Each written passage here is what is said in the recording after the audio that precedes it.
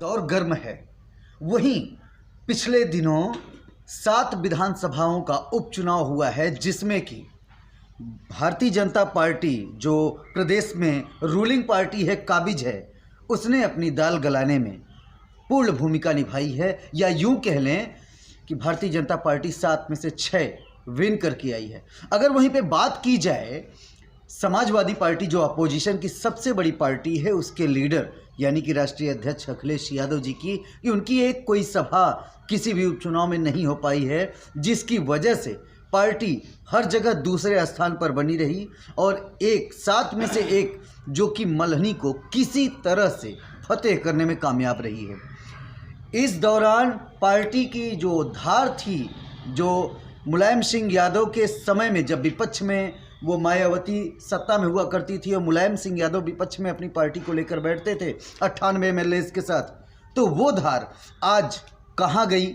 और कहीं न कहीं समाजवादी पार्टी संघर्षों से पैदा की हुई पार्टी है। लोहिया के विचारधाराओं के समर्थक इस पार्टी को पसंद करते हैं और अपना मत देते हैं और संगठन को आगे बढ़ाने का काम करते हैं। ये जो नज़ारा आप देख रहे हैं, ये समाजवादी पार्टी के ही लोग हैं और हम अपनी दस्तक आजमगढ़ के देवगांव में दिए हुए हैं। हम जानेंगे इन लोगों से कि समाजवादी पार्टी में क्या कुछ चल रहा है इन दिनों। आइए हमारे साथ। सर, समाजवादी पार्टी में क्या कुछ चल रहा है इन दिनों में? जैसा कि आप विधानसभा अध्यक्ष हैं अल्पसंख्यक सभा के, समीम सर, अपना नाम हमारे दर्शकों को बताएं। सहीम खान। तो जो कुछ चल रहा है पार्टी के अंतर्गत, जो दिशा निर्देश का काम है, उससे आप कितना सहमत हैं सर? जैसे आज यहाँ हमारे राष्ट्रीय अध्यक्ष जी सफाई से प्रेस कॉन्फ्रेंस किए हैं कि जो हमारे पार्टी के निष्क्रिय नेता हैं, जो जमीन पे नहीं उतर रहे हैं, उनको हम एक बार तो टाइट करेंगे कि वो ज़मीन पे जाएं, अपने कार्यकर्ताओं से मिलें और पार्टी को मजबूत करें। अगर वो नहीं कर रहे हैं तो उनको पार्टी से हटाया जाएगा। और जो आप ये बाई इलेक्शन की बात कर रहे हैं, जो 7 सीटों पर बाई इलेक्शन हुआ था, तो उसमें से 6 सीट भाजपा की थी, 1 सीट मल्हनी हम लोग की थी, तो हम लोग के यही कब्जे में है। बाकी जो 6 सीट की बात है, वो प्रशासन चुनाव लड़ा है, वो पार्टी नहीं लड़ी है। आप ये मानते हैं कि अनियमितता हुई है? एकदम हुई है। ये डीएम, एसपी, सीओ, एसडीएम, तहसीलदार सब मिल के चुनाव लड़े हैं जी, इसीलिए हम लोग हारे हैं। और उनके पूरे बड़े नेता उसमें अपनी सभा की गई और पूरा सिस्टम लगा है, इसलिए हम लोग 6 सीट नहीं। खैर, ये जो चुनाव होता है, उपचुनाव जिसे कहा जाता है, वो सरकार का ही चुनाव होता है। जिसकी लाठी उसकी भैंस, यानी कि सत्ता जिसके हाथ में, वो चुनाव उसके हाथ का होता है। लेकिन आपको लगता है कि 2022 में नतीजे इसके विपरीत होंगे या परिणाम उल्टा होगा?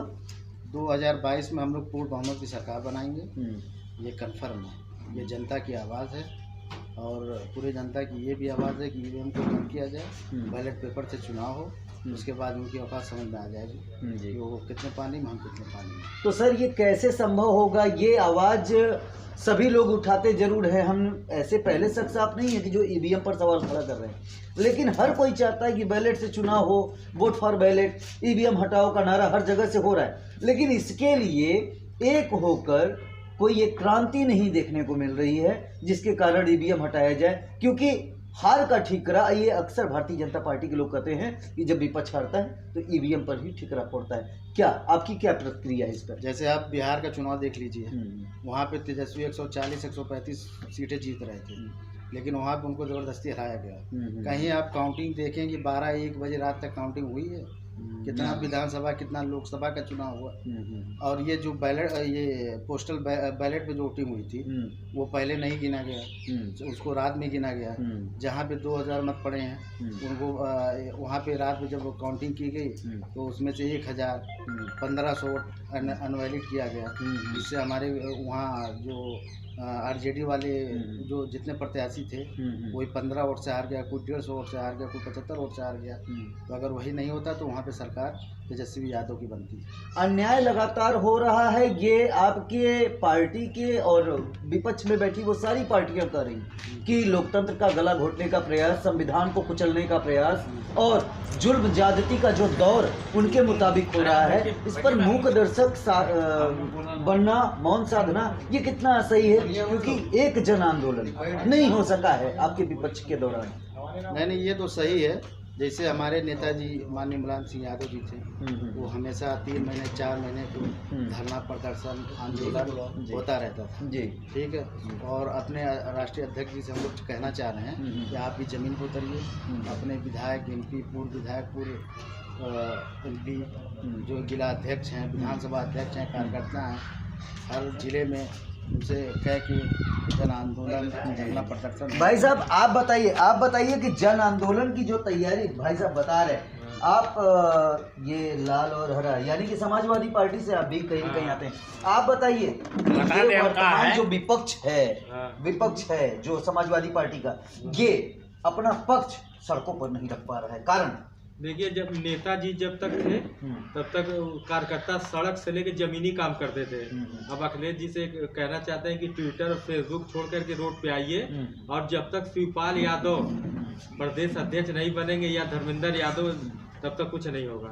मतलब आपके दिल में अभी भी शिवपाल जी के लिए दिल धड़कता है?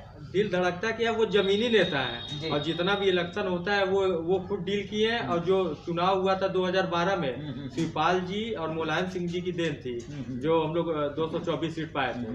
और जो अखिलेश जी कह रहे कि नहीं हम दागियों को नहीं लेंगे, ये नहीं लेंगे, तो बीजेपी में कितने दागी हैं उनकी पूरी वो हो रही है पक्षपात। तो उनसे, अखिलेश जी से ये कहना चाहेंगे कि दागी उगी छोड़िए, सबको लाइए और सबको चुनाव लड़ाइए। चाहे मुख्तार अंसारी को वो कर दिए, भाई दागी है तो पूर्वांचल के वो क्यों है भाई, उनका भी तो अपना दबदबा है ना, मऊ से क्यों 7 बार जीते हैं, अपना दबदबा है। उसके बाद उनके भाई सांसद हैं, और डीपी यादव और ये जो मिश्रा जी हैं वहाँ के भदोही के। अब देखिए अमन मणि त्रिपाठी भी निर्दल चुनाव जीत के उनका टिकट काट दिए ये। तो अगर ऐसे भी करेंगे तो अब वो दौर नहीं है, अब दागी को भी ले। अब क्योंकि बीजेपी जितने दागी हैं उनका सपोर्ट भी कर रही है, चाहे बलात्कारी हो उनका भी सपोर्ट कर रही है, कोई कुछ नहीं, इसलिए मगर टिकट नहीं दे रही है, टिकट नहीं दे रही है बीजेपी, टिकट नहीं दे रही है। लेकिन आप बाहुबलियों का समर्थन करते हैं, ये जो अखिलेश जी नहीं चाहते, लेकिन उनको करना पड़ेगा क्योंकि जो दौर चल रहा है, बाहुबलियों का भी अभी वहाँ जीते हैं बिहार में, अपने दम पे जीते हैं भाई, उनका भी कोई अपना वो है ना। तो उनको सभी को साथ लेकर चलना होगा, क्योंकि अब वो जमाना नहीं है कि हाँ ये, क्योंकि 2017 में सबको निकाल करके अगर रहते तो कम से कम 100 से ऊपर सीट जीते। तो समाजवादी पार्टी की तो ये बात हो गई कि विपक्ष मुख्य दर्शक बना बैठा हुआ है, कोई शिवपाल जी के दौर को याद कर रहा है, तो कोई अपील मात्र कर रहा है कि ट्विटर और फेसबुक से बाहर आइए अखिलेश जी और सड़कों पर उतारिए उन कार्यकर्ताओं को, उन रणबांकुरों को जो समाजवादी पार्टी की रीढ़ कहे जाते हैं। कार्यकर्ता पार्टी की रीढ़ होता है, ये तो सुनते हैं बहुत आए हैं। अच्छा, अब एमआईएम के चीफ ओवैसी पर क्या सोचती है समाजवादी पार्टी? AIMIM मतलब कि असदुद्दीन ओवैसी वाली पार्टी। आप बताएं सर, असदुद्दीन ओवैसी की जो ये लड़ने की जो मुहिम है, जो अभियान चला रहे हैं कि हम लड़ेंगे, हम अगर गठबंधन हमें शामिल नहीं करेगा, बिहार में उन्होंने परिणाम दिखा दिया, सीमांचल में। आप बताइए, अगर उत्तर प्रदेश में भी वो डिमांड रखेंगे और नहीं करेंगे उनकी डिमांड पूरी, वो लड़ेंगे, तो कितना नुकसान होगा पार्टी को? पहले तो हम आपको ये बता दें कि उत्तर प्रदेश का कोई भी मुस्लिम, चाहे वो किसी भी पार्टी में हो, MIM का सपोर्ट नहीं करता है। MIM जो है वो ओनली भड़काऊ भाषण और लोगों को तोड़ना, और वो उनका सिद्धांत ऐसा जो RSS का सिद्धांत है। तो हम RSS के सिस्टम पे नहीं चलने वाले, हम समाजवादी हैं, हम अपने नीति से चलते हैं। और ये हम आप अपने नेताजी को मैं ये भरोसा दिलाना चाहता हूँ कि उत्तर प्रदेश के जितने भी मुस्लिम हैं जो उनके साथ जुड़े हुए हैं, वो MIM जैसी पार्टी का बहिष्कार हमेशा करते रहेंगे और आगे भी करेंगे। भाई साहब, आपका शुभ नाम बता दें। मेरा नाम अरमान खान है और मैं समाजवादी पार्टी का जी। तो आपका कुशल नेतृत्व अखिलेश यादव जी के हाथों में है, आप ये मानते हैं? कुशल नेतृत्व मेरा हमेशा, नेताजी थे हमारे मुलायम सिंह यादव जी, चाहे कुशल पाल ये शिवपाल यादव जी थे। जितने भी ये हमारे जो नेता थे वो जमीनी नेता थे। और आज का जो दौर है वो ट्विटर और ये फेसबुक का जो दौर है उससे हमें बाहर निकलना है। हमें अपनी लड़ाई जब तक हम जमीन पे आके नहीं लड़ेंगे, हम ये चाहे कि ट्विटर और फेसबुक से हम अपनी लड़ाई लड़ लें तो इसमें हम इसको हम नहीं मानते कि हम इससे आप लोग आगे। तो आप लोगों ने तो देख ही लिया होगा कि इन लोगों के मुताबिक प्रदेश में जोर जुल्म ज्यादती का जो दौर है उसके खिलाफ जो मूक दर्शक अभी तक विपक्ष बैठा हुआ है, इसको लेकर काफी रोष है। खुद के ही पार्टी के कार्यकर्ता अब कोसते नजर आ रहे हैं कि अखिलेश यादव जी अब नेताजी की भूमिका में आइए। जो रवैया वो अपनाते थे वह आंदोलन आपको करना पड़ेगा।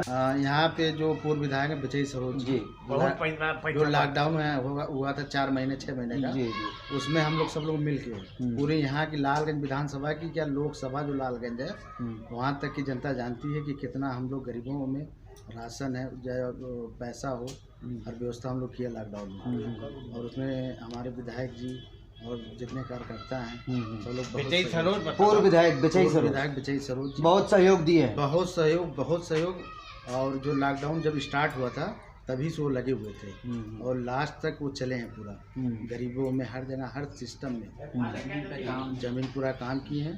और अपने राष्ट्रीय अध्यक्ष जी से निवेदन है लालगंज विधानसभा की पूरे जनता की तरफ से कि अब की बार फिर उनको टिकट दे के यहाँ भेजें और बहुत अच्छी जीत दर्ज करेंगे और 2022 में फिर विधायक भी बनेंगे और प्रदेश में हमारी सरकार है। तो ये रही यहाँ समाजवादी पार्टी के कार्यकर्ताओं की बात, जहाँ तक ये सोचते हैं कि जोर जुल्म ज्यादती के खिलाफ अब आवाज़ एक स्वर में उठानी है तो संसद से लेकर सड़क को भी सियासत गरमानी है। कैमरामैन अबुशाद के साथ वीडियो जर्नलिस्ट केसी मिश्रा।